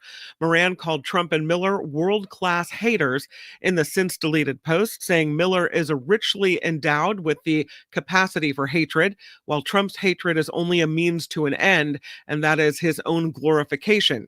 An ABC News spokesperson said in a statement Moran had been suspended, saying ABC News stands for objectivity and impartiality in its news coverage, and that did not happen here, so Terry Moran suspended. Yeah. I mean, the only thing I'll say about that is this is a distinction that we just can't make anymore, but the reporter's personal views as expressed in his post about Stephen Miller, they don't necessarily have any effect on his reporting. I mean, it really is true that you can hold, as do all of these reporters, various personal, even severe perspectives on so many things involving policy and the administration without even a notion about what they might be in your reporting. There are people who do that here. We have people on who have sort of an objective appraisal of what's happening, even as they harbor or hold a vision of this administration as lawless or awful. I mean, it can be done. But that said, as I was just kind of opening with the statement that I just don't know in this environment if you can sanction it anymore. You know, you just sadly can't post this kind of thing and continue as a reporter. And you have to be smarter than this. And Terry Moran is super smart, you know, and I think he's a really good reporter. And by the way, I thought I'd always heard about Terry Moran that he kind of leans right wing. Yet he obviously has a thing for Miller. I don't know if you can see what he wrote, but it was, really like spoke to the fact that Miller and Trump are haters. And Tony's got it on the screen now. Miller is a man who is, let's see if I just can't quite read it because my screen is so small. But Miller is a man who is richly endowed with the capacity for hatred, Terry Moran wrote. He's a world-class hater.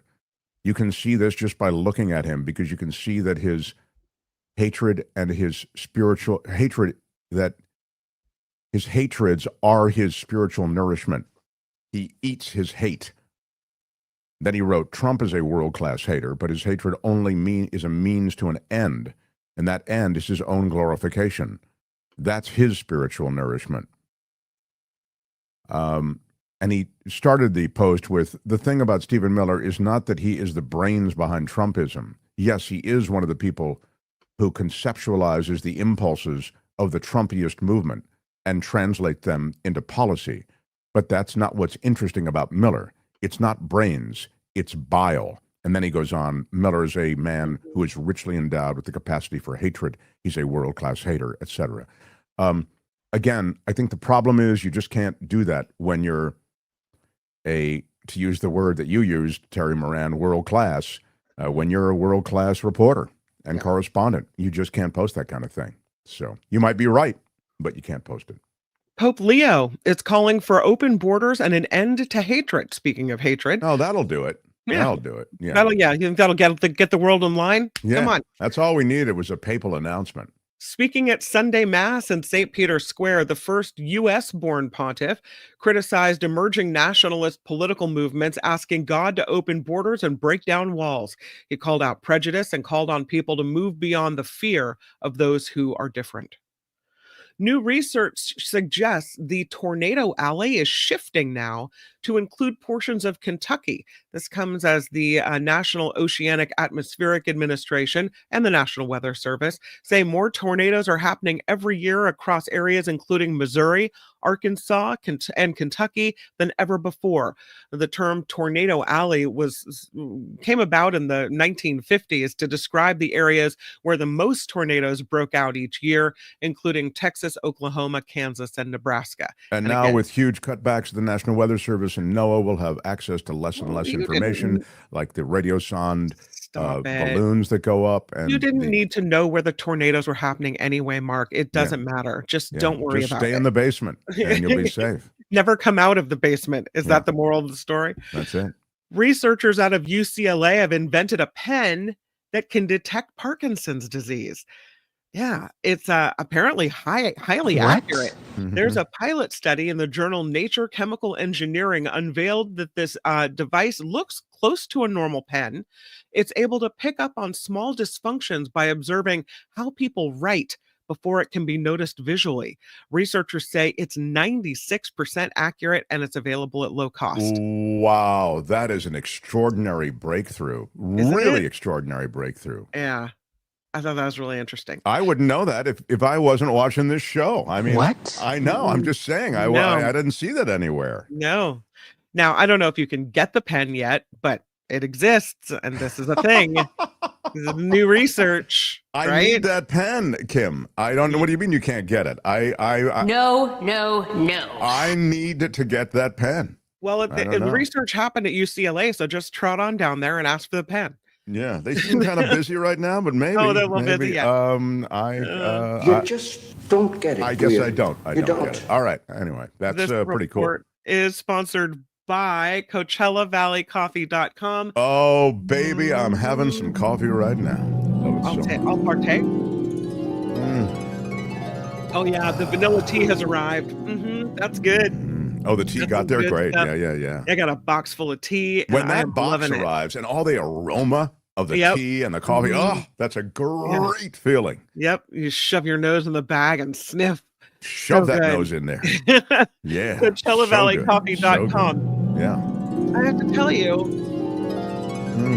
I don't want to interrupt your moment, your harp moment. I was at my sister's over the weekend and she served me mango iced tea. And I said, "Oh, this is the good stuff." She said, "Yeah, it's from Coachella Valley Coffee." And I said, "Did you use the discount code?" Second time now, she has not used the discount code. That's crazy. What? That's know. crazy. I mean, borderline, I'm upset about it. I said, "Listen, you're paying more than you need to. You've got to use Mark Thompson's exclusive show discount code. Yes. It gets you Oh 10% my off. God. At Yes. the very least, it covers the cost of shipping, right? So why wouldn't you? There's the mango tea. Tony's got that. You can get the mango tea regular, just so you can make cups of it for yourself, or you can get the summer mango tea, where it's this giant pouch that you can use to make sun tea in the backyard. Love it.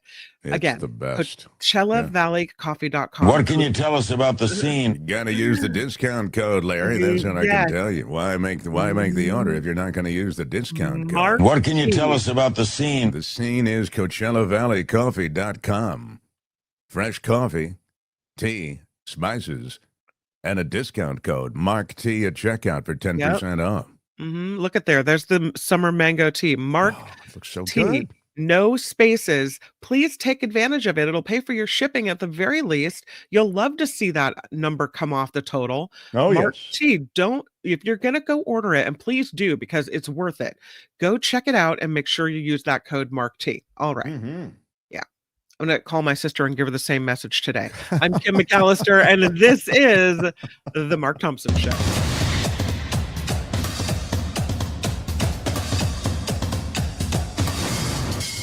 The Mark Thompson Show. Who's Mark Thompson?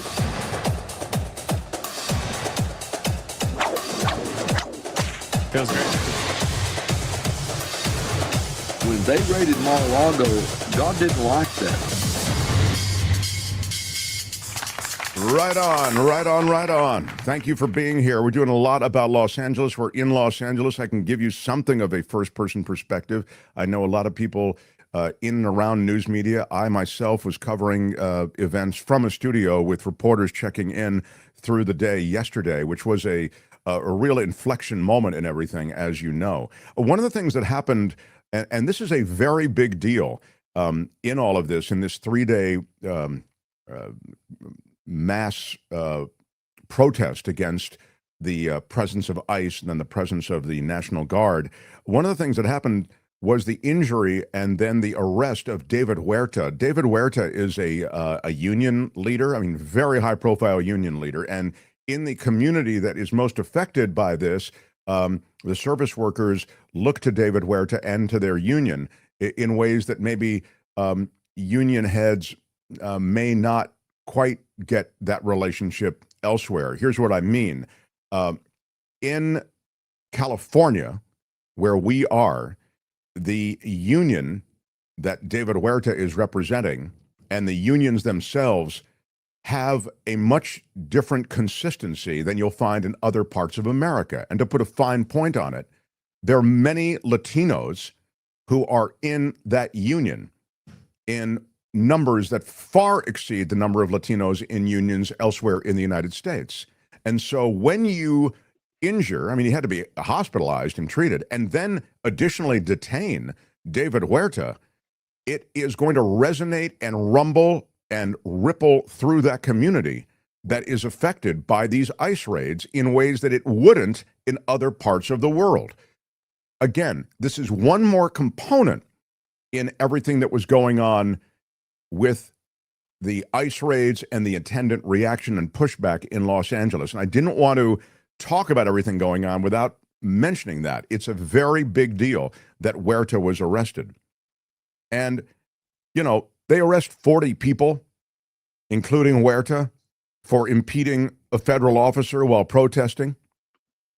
And that brought a lot of union members out to stand against these ICE raids. So this is one of the things that fanned the flames.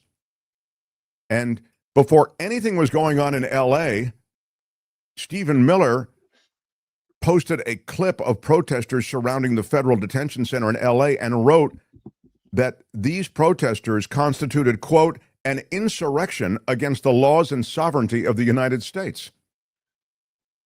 So he's eager, it would seem, to invoke the Insurrection Act that allows Trump to pull the National Guard in, pull the Marines in, etc.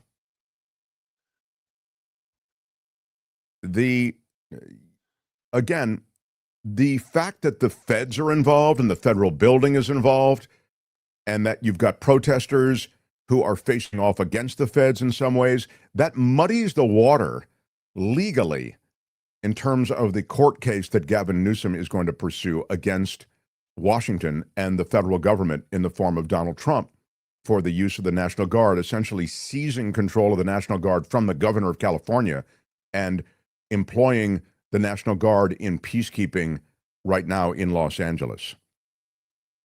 Almost 4 million people live in Los Angeles, with more than 12 million in the greater LA area, making the protests relatively small by comparison. But again, Saturday night, Trump didn't care. He signed that executive order. And you could see, and as has been noted in the chat over and over, on some level, a problem of his own making, that Trump is saying, you know, I can control. But you know where Trump was during all of this? At the Resolute desk, maybe? Golfing? Well, it was nighttime, so no golf. Any other second guesses? If you guessed UFC fight, you should give yourself points. I was going to say White House bowling alley, but okay. I don't think he's much of a bowler. No. No. But, you know, again, you've got Pete Hegseth weighing in, and Pete Hegseth saying that the military is at the ready to get involved. I mean, he is there's Donald Trump at the fight. Wow, that is Tony rallying the picture. Nice. Yeah. So John, yeah. John Antal says, so riots are peaceful protests? No, riots aren't. And if you're suggesting, hey, there was less than peaceful protesting going on, you're right, John. It wasn't all peaceful. We saw real violence. I saw, and we shared with you, video of protesters throwing rocks at cars, throwing huge bricks down from an overpass onto police vehicles. You're right. That stuff is absolutely way out of bounds. It's violence, I would consider it. And those people should be, as I've said, arrested, locked up, and they shouldn't see the light of day for a while. That's my view. I'm very tough on law and order, and I think our society works well when people respect law and order. But that said, those who are charged with maintaining law and order also have to be sensitive to it. But this is a real inflection moment. We're showing it to you again. This is where there are objects being hurled down from above, and there are police vehicles being set ablaze. I have no tolerance for this. Again, those people should be sought, hunted down, and arrested and charged. Absolutely. But again, you have to look at the numbers. This is where some history in Los Angeles is instructive. I've been here 35 years. And I've worked in the news business 35 years in LA. But you don't have to have been here that long to know incidents occur that you can compare. For example, the George Floyd riots. I considered the George Floyd riots to be George Floyd protests and riots to be a serious issue. There was looting. There was not peaceful protest exclusively. In fact, while many people were marching, there was a lot of unrest across Melrose Avenue in Santa Monica, even in Beverly Hills. There was glass breaking. There was looting. That was out of effing control. There's none of that here. None of it. I mentioned before, I go back to 1992, after the Rodney King verdicts. There was the setting of fires. There was looting of stores. There was a violent mob that was turned on the city in randomness that made everybody frightened. They were pulling people out of cars. You know the video of Reginald Denny being beaten within an inch of his life. All of those things occurred in 1992. None of those things are happening now. It's all in the localized area of downtown Los Angeles. Again, not to soft sell it. I would break back on those people who are throwing stuff at the cops. I'd break back on those guys who are setting fire. I'd break back on them like nobody's business. I've just told you. I'd lock those effers up. They are agitators. But the idea somehow that the federal government needs to step in, it doesn't seem that that is required. And based on the comments of public officials, it would seem as though that only inflames feelings and emotions and gets in the way of what could be a situation that local officials could handle.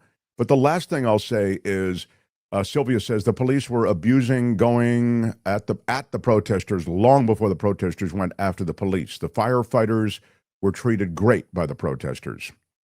I don't know if that's true, Sylvain. I take you at your word. Maybe the police felt threatened. I don't mean to make excuses for them. But when you say the police went at protesters, I mean, they have to move back protest lines. I'd need to see what you're talking about. I'm just speaking to the broad situation. There might be situations, not all cops are saints either, right? But the protesters, again, in large measure, peaceful protesters, perhaps, they're not saints either. We know that. So, when the guys who aren't saints meet the other guys who aren't saints, it can get ugly. Or when the guys who aren't saints meet the people who are, in the main, peaceful protesters, that can be an ugliness as well. I talked to several reporters who were hit by those rubber pellets. Yeah. I had one on the air with me yesterday in Los Angeles. Is that the one from Australia? No, this one was, it's a Southern California news service. I think we have the one from Australia. Show that, Tony. Go ahead and show that video of the, this is a reporter from Australia reporting on it, and watch what happens. She's hit by a random hours of rubber standing bullet. off, this situation has now rapidly deteriorated. The LAPD moving in on horseback, firing rubber bullets at protesters, moving them on through the heart of LA. You just shut the fuck up. You okay? I'm good. Okay? Yeah, it's brutal. I mean, again, that is brutal, and that is what is happening. But let me say this. When you have a sense of raucousness, when you have a sense that things might boil over, the demonstrations and demonstrators do have to be pushed back. And it may be, if you get right up on a police line, it may be rough. Well, the argument was made that she's in the street, so she's blocking a street, right? And even if you're there doing your live shot, if they're trying to get people to clear the streets, you shouldn't be in the street. But I would argue that she's there with a microphone and a cameraman, and they knew that she was press. I could easily make the argument just as easily. I could easily make the argument easily that on some level they may be shooting at something else and it hits her. I don't know. I mean, again, I just don't know. But to your point, I mean, there is a chaos that she's reporting from, and anything can happen. I have to cough. Excuse me. Yeah. Jim Eaton gives us a $2 super sticker saying, "Send in some love." And we need some love, especially in the Southern California area. Thanks, Jim. We appreciate that very much. Nolafidian walking in with $10. Thank you, Nolafidian. Appreciate your contribution to the Mark Thompson Show. We'll give you a thank you for that. Appreciate it. Rev P says, all the cops are facing the other way, Mark. One cop turned and looked and purposely shot her. Okay. Again, didn't see that, but maybe you did. Apparently you did. So, she was backing up and it could have been accidental, said somebody else. So, I mean, again, this one incident, CBD saying she was backing up and it could have been accidental. I think this is what happens in, if you will, the fog of war that you've heard about. I mean, in the craziness and chaos that is trying to control the situation, it's very possible that this kind of incident sticks out. But here it is. Donald Kuhn says the fog of protesting, like the fog of war. Exactly. I mean, so I don't. No, Mark, he waited and then aimed right at her, says Trevor Starr in Hollywood. Well, there you go. She was targeted, says IPX. Again, it used to be there was an understanding between the media and police, and when you get sent to cover a protest, a lot of them, especially if you're a local, they know who you are or they know your press pass. Like they don't usually target journalists, but the temperature has changed when it comes to journalists. With the Trump administration 1.0, as you call it, putting a target on the back of journalists saying they're, anti-American, right? And so now you have journalists being kicked out of the White House, the things that they're allowed to cover, the places they're allowed to go, the access they're given being taken away, being stripped. And so we have another situation where journalism is under threat as well. So does it surprise me that if this person, that officer, targeted her? No, it doesn't. CC Ryder says, we don't know, folks, what happened. Can't Monday morning quarterback this. Stop speculating. But Vicky in Sausalito says, Mark, you're giving the police too much of a break. And Kim, her being a journalist is not the point. I will say this. Right now, everybody's a citizen journalist. I've talked about this before from a positive standpoint. You have the power of reporting. It may not always be about a protest. It may not always be some police action or a civil disturbance. It may be that, you're a wine taster in Napa and you're doing your little vlog on that. And again, that makes you a citizen reporter. But here's my point. Everybody's got a camera. Everybody's got a microphone. There are way more people involved in the crowd that have cameras and microphones than there used to be. And the other thing, if you look at her, she's not wearing some huge sign that says press, because those signs, while they're usually on lanyards. In fact, I talked to one of the reporters hit by a rubber bullet yesterday. She was hit in the head. Ew. And she said, it was from the Home Depot, the first wrap up that was in Paramount, which is a community just south of LA. And the idea somehow that, she was hit, I asked, well, are you marked with anything that says press? And she said, I was wearing my press pass around my neck on a lanyard. Well, I mean, again, I don't mean to always give the cops a pass, but I do mean to say that in the craziness that is all of this, there isn't some big sign on the back or the front of these reporters anymore that says press. Somewhere that, usually they wear it in theaters of conflict, in Gaza and in Ukraine. But you see less of it now on the streets of LA. And so the crowd begins to blend together. And the fact that she's press is almost incidental because everybody's holding up a camera and speaking to the camera. And many have microphones too. You can buy these microphones on Instagram for like $7.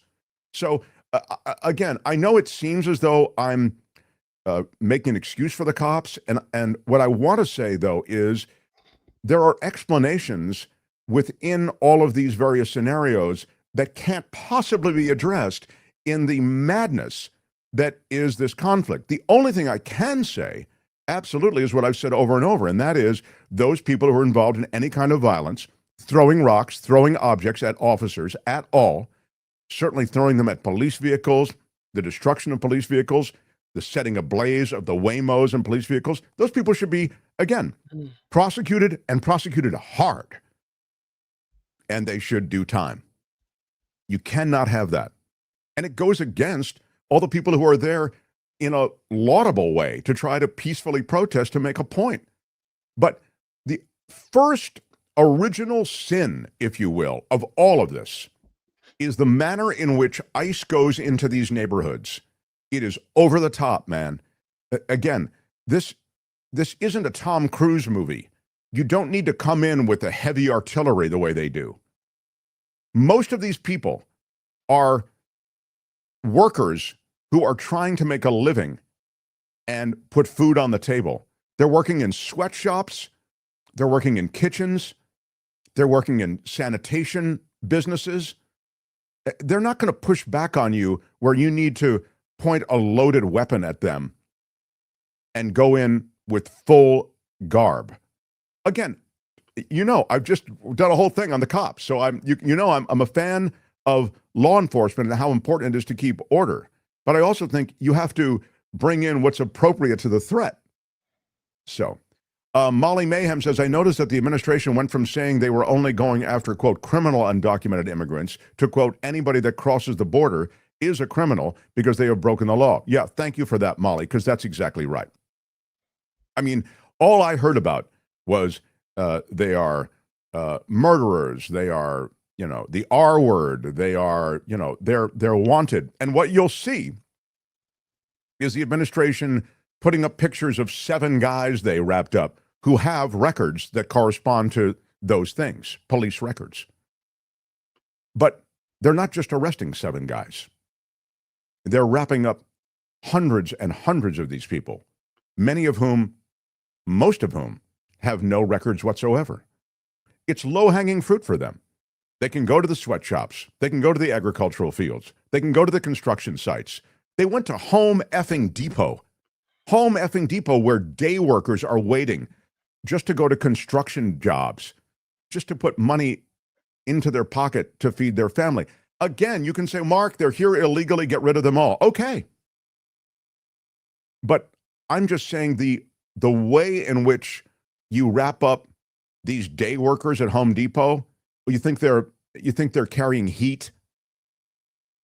They're guys waiting to get a gig to go put in some tile somewhere. I mean, that's the practical nature of this. That's the original sin, okay? When it comes to treating this problem. Treat it, go after it, but not in the way you're doing it.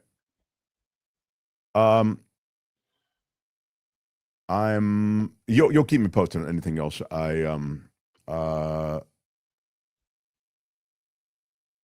Yeah, I don't know. There's stuff going on in the chat. If you want to participate in the chat, you can do that. That's on YouTube, and you can participate in the chat with comments after the fact as well. So, who won that UFC fight? I wonder. Do we have any word on that? I didn't. Yeah, no. So, how long this all will go on, I think, is going to depend on exactly how long this ice flex goes on. Mm-hmm. But the Trump administration has gotten the request from the governor to rescind this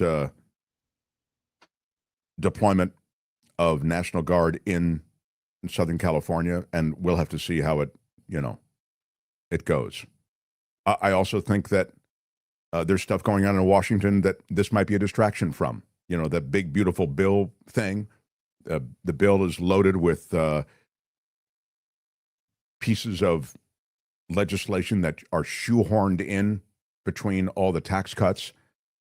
The notion that the president doesn't have to respond to any kind of injunctive order, doesn't have to They can't be held in contempt, for example. There's no enforcement mechanism for contempt. I mean, that in a way is sort of a footnote to what he was already given. The president is given immunity, as we know, already by the Supreme Court, but nonetheless, this may be distraction from some of that because it is taking on some headwinds as well. Speaking of ICE, quickly, I wanted to mention that ICE story that I told you about last week, you know, the ICE story about the Djibouti prison where so many ICE agents are there with their detainees, and their detainees there from where, Kim? From all over the world. I mean, they're detainees who are Latino, they're detainees who are Thai, they're detainees from all over.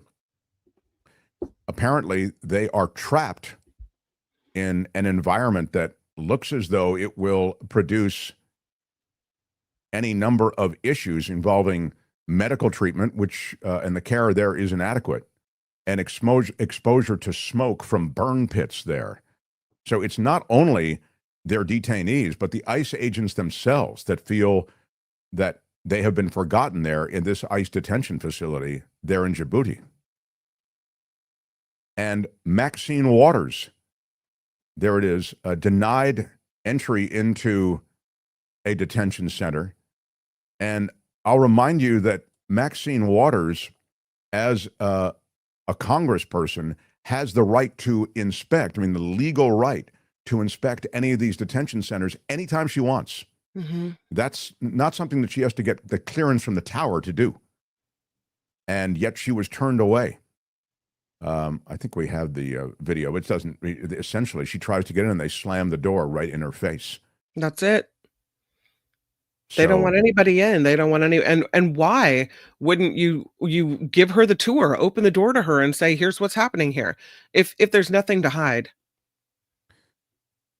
And so immigration is something that Donald Trump was carried to victory on the back of. It's a winning political agent of success for him. And so it doesn't surprise me in a way that he and this administration are leaning in so heavily on this. Now they are talking about the real possibility of Marines being deployed to the streets of Los Angeles. It's totally absurd. Totally absurd. Are they putting together that force now? They're on standby. There's said to be 500 U.S. Marines on standby, ready in case they're called or needed. Yeah, mobilized to respond to the protests in Los Angeles. I mean, if they brought those Marines in at any point in this, I mean, like last night, it would have been 500 Marines and about 60 people who are actually the protesters. And if you watch the coverage from last night in Los Angeles, there might have been 60 to maybe 160 tops. So the situation has calmed down enormously. And in the light of day, it likely will. But tonight, it might get dicier. Yeah, go ahead. Did you have something? No, I was just going to mention that city of Glendale, pretty big city in Southern California, right? Thank you. I was just about to do the story. Oh, okay, yeah, go ahead, please. No, carry on. So there are protests that have gone on around the city of Glendale because the city of Glendale is housing immigration detainees, and the city of Glendale, in addition to housing immigration detainees, is housing some of the ICE agents who are here in town. Go ahead, you can. But I just love that. I don't mean to smile, but it's kind of a weird pushback that the city of Glendale is giving the world of ICE. So after this whole thing erupted over the weekend, late Sunday night, the city of Glendale, their city leaders said they're terminating their contract with the U.S. Homeland Security Department and ICE. They say the public's perception of those agencies is divisive. And so they say it's a local decision and it wasn't made lightly. They will no longer house federal immigration detainees at the Glendale Police Department facility. And that will be the termination. They say by offering local access, detainees were given due process proximity that is too often lacking in more remote or privately operated detention centers. But Despite the transparency and the safeguards, the city of Glendale is upheld. They recognize the public perception of the ICE contract, no matter how carefully managed or limited, no matter the good, has become divisive. And while opinions may vary, the decision to terminate this contract is not politically driven, but rooted in what the city stands for: public safety, local accountability, and trust. I believe that. I think that they see it as so divisive that it could really be disruptive to their community in Glendale. Glendale, right outside of L.A. I mean, it really is L.A. L.A. is a big, expansive area. So I think that that's right. It's just like, we don't need this headache right now in Glendale. So there you have it. The Mark Thompson Show. I know we need to wrap up, but I saw something in the chat about Sly Stone passing away. There it is from Rich. Sly Stone has died at the age of 82. His family announced it today. Sly Stone from, is that right? Yes, that is correct. According to TMZ, Sly Stone dead at the age of 82. He was the frontman for the band Sly and the Family Stone. Oh, yeah. Yeah. And I mean, they were everywhere. They were everything. He was great. Musician, producer, and then in a truly tragic story, I think either drugs, I'm pretty sure it was drugs, and life just took him down. And he ended up, I think, living in a van. I mean, like, the story of Sly Stone's life and what happened to him is tragic. His last major public appearance until 2006 was during the Rock and Roll Hall of Fame induction in 1993. And Bootsy Collins, who was part of the band, said, "I feel like Sly just doesn't want to deal with it no more." But, he, in 2007, he made a short guest appearance at a show, the New Family Stone Band, and he supported that show. It was at the House of Blues. But more recently, I think he's been really down and out. I mean, he is, again, you can fill in the details, and I will get more, but I believe that his sad end was preceded by so many issues. And he had, of course, COPD and had other underlying health conditions, apparently, and those may have ultimately been his undoing. But what a big part. There it is. I think that's the van that he was living in for a long time. I mean, it's just incredible to think that this guy had everything. Sly and the Family Stone was everything. They were part of the nucleus of music when they were hot in the late 60s, 70s. And, with the return of nostalgia to those periods, because so many of the boomers are paying big prices for bands of that vintage, it's tragic that he wasn't in a position to take advantage of that, because he was just so diminished by drugs and life and health. Yeah, hot fun in the summertime. Thank you, Tammy. All the the documentary, which I didn't see, Oakland DB says, the documentary led me to believe that he was with his family lately. I don't know. Yeah, Higher is a great song. Thank you. Tammy will just run down the entire songbook from Sly and the Family Stone. It says the article on TMZ says he was surrounded by his 3 children when he passed. So there you go. So he did make his way back to family. Yeah. But Family Affair was huge. It was everywhere, that song, on every radio for so long. So was Hot Fun in the Summertime. Yeah. Anyway. So we leave. What's that? There's a lot of people to thank today. There are a lot of people to thank. We need some thank you music bed, Tony. I got to work on. I'll work on that. I like a music bed. I like production. We'll work on it. But for now, Lucy McAllister, my favorite McAllister, big shout out with a $20 super sticker. Lucy, you are awesome. Big shout out. Lucy, honestly, if you could do news, I would replace Kim with you. I mean, I replace one McAllister with another McAllister. Brush up your news skills, girlfriend. Eugenio de Arnal, how about it with a $10 super sticker? Big shout out. Big shout out, yeah. Thank you very much, Eugenio. Thank you, Lucy McAllister. And Luis with a super chat. Let me quickly address it. Trump's stupid tank parade is estimated to cost $45 million. No way there was that much damage in L.A. yesterday. Maybe he should deploy the National Guard on himself. Yeah, you want the real crime against the federal government? You know. Millie, my check's in the mail? No, really. To the Hispanic part of my family in L.A., please stay safe. Millie Marler with a $10 super chat. Thank you for that. Yeah, I mean, it's a volatile, dynamic situation in Los Angeles. We hope everybody stays safe. Vilma says, what I meant was that Americans should have a right not to become a part of an ICE operation while they're going about their everyday lives. Right, I get it. You're saying, look, they should be able to go to, you're saying Americans should, this is a callback to what you were saying before. Mm-hmm. They should be able to go to school, they should be able to go to the store, they should be able to go to church, whatever it might be, without having to worry about ICE operations all the time. No, I agree. Super sticker from Marilyn G. Thank you, Marilyn. $5 super sticker. Thank you for that. Big shout out to all of you who are supporting us through super stickers, through Patreon and PayPal as well. We love you. Thank you so much, Patreon and PayPal people. Thank you so much. So much. Mark, okay, would you consider this small bribe to bestow the rod of equity and mercy upon teacher Lori and Phineas J. Whoopi? I think it can't happen every day. What do you think? Robert sent me an email. I'll share it with you quickly about the rod of equity and mercy. Mm. In fact, I wanted to share it with you, Tony, so you could show everybody Robert, who's a very interesting and cool-looking dude. And he says, I just had a brilliant idea for fundraising, Mark, so you don't have to beg. Oh, well, I'll take a meeting on that.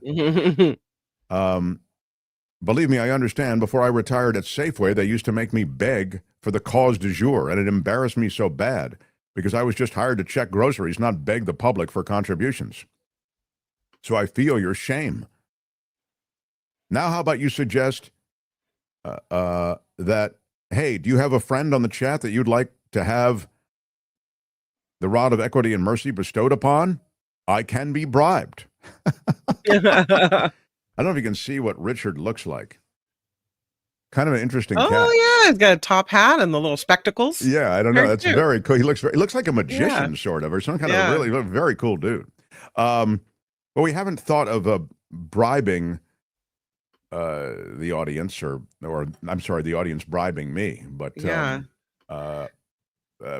give it back to me, Tony, if you would, and I'll try to. Is it Tony who has the? Where's the comment? Do we have it? Here it is. Yeah. All right. I will. Hang on a second. Participate in it as well. You know what I mean? Yeah.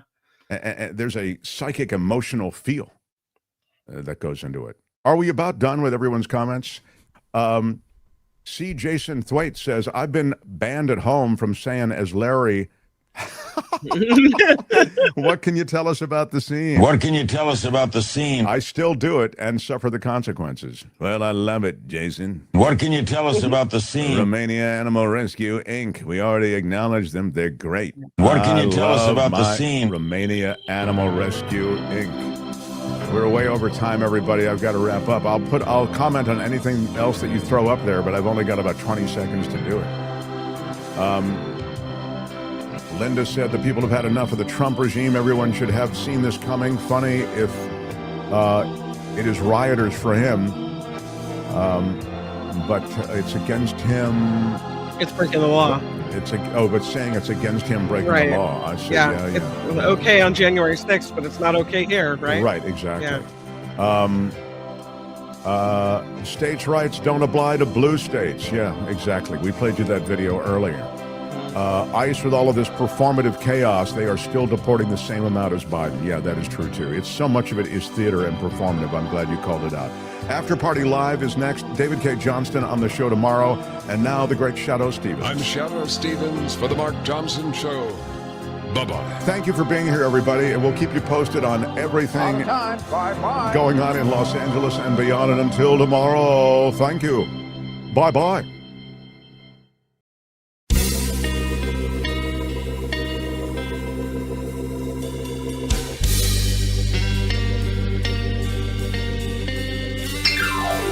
Thank you.